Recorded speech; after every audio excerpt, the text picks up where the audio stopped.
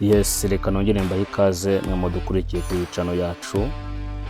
Mr Ernest niko nitwa, ndetse no kuri channel searchingamo izina Mr Ernest.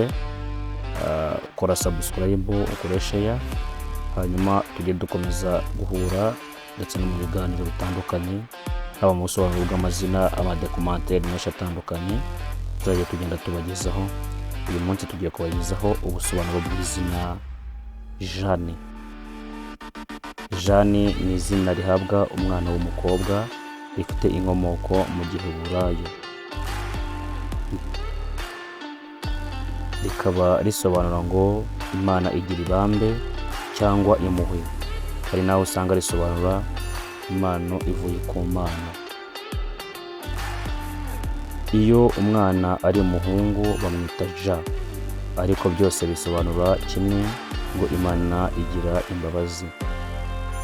Bimwe mu bikunze kuranga Jane, Jane agira uburyo bwe bwihariye bwo gukora ibintu, ntagendera ku byo yasanze.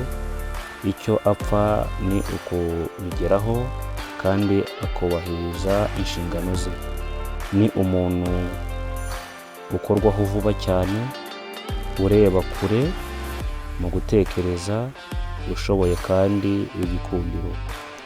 Abantu baramwubaha cyane, ariko ajya agirana amakimbirane n'abantu bakuze kuko ntabwo akunda umuntu umutegeka. Jane agira umwete kandi ni umunyembaraga, ariko agira inenge yo guhora agenzura abandi. Abona ibintu mu buryo bwiza bigatuma atera umwete n'abandi. Jane usanga ahora yicuza ibintu runaka byamubayeho, nubwo adapfa kubwira abandi ibibazo bye.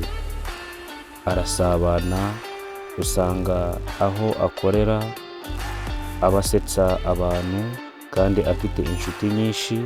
Iyo ahuye n'ikibazo biramugora kugisohokamo kuko arakomera cyane.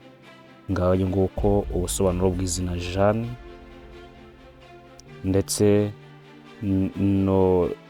na Ja. Ubwo nibwo busobanuro bw'ayo mazina.